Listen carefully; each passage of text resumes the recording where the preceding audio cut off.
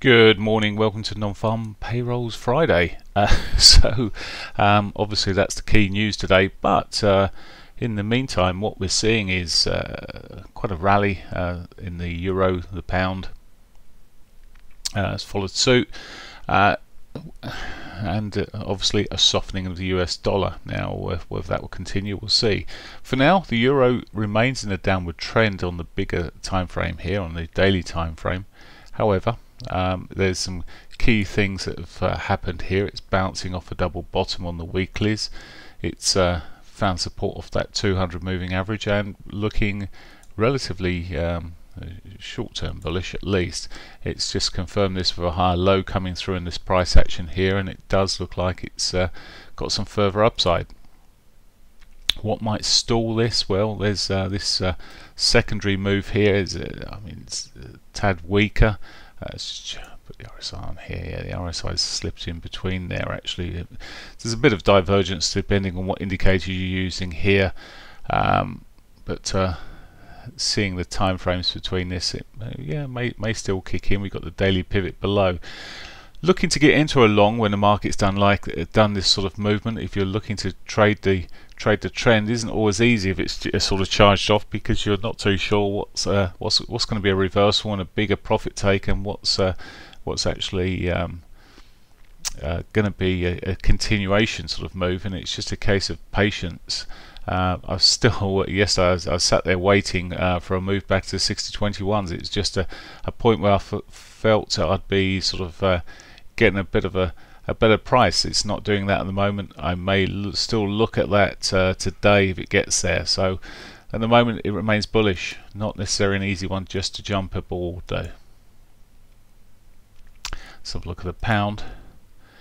Pound, well, it's broken this sort of this bearish sort of trend line that was running down here for sure. It's as a solid up day yesterday. I mean, these days that we've seen, they're both for the euro and the pound, they're the biggest sort of days we've seen for a while, and we've seen a bit of a continuation of this move at the moment. Not quite hasn't quite broken the highs of yesterday yet.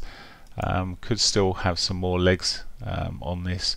So again, on this time frame, higher low clearly there towards the highs there, but again, it's edging towards sort of a divergent sort of move. Now,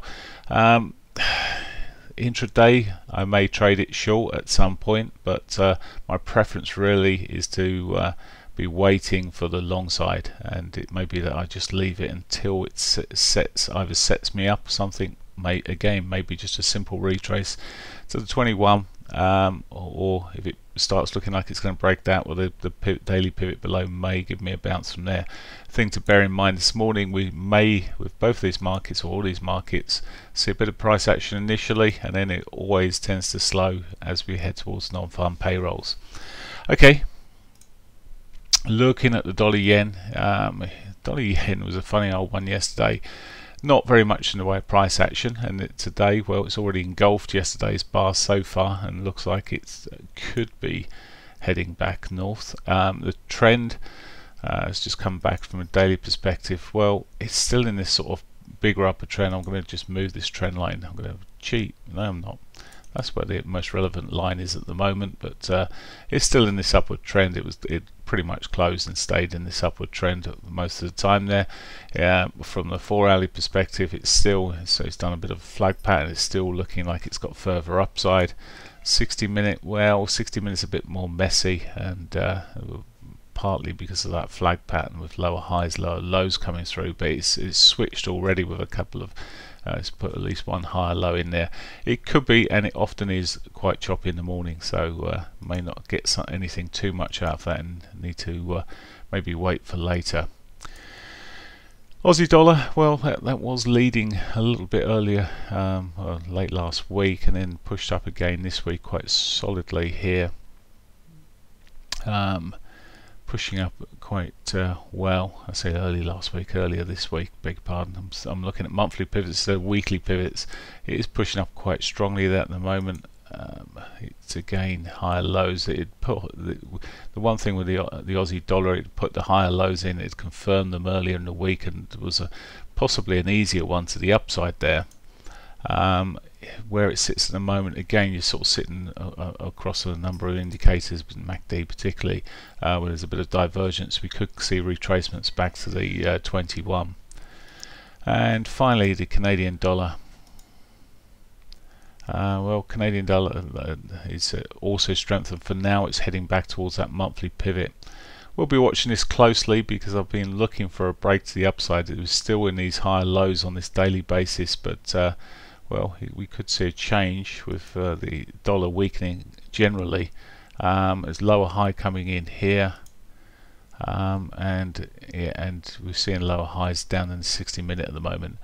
But well, again, there's a sort of a marginal, well, there was marginal divergence. We've broken through that on the RSI there for the 60-minute. So that could just continue correcting as well. Any retracements may be well sold into for now. Okay, that's it for me. Have a great day. And well, sorry, I just clarify that we've got non-farms at 12:30 today, not 1:30. Just a reminder. Before then, we got the construction PMI out at 9:30. So oh, sorry, we've got the Canadian unemployment data there as well at 12:30. So have a great day. Bye for now.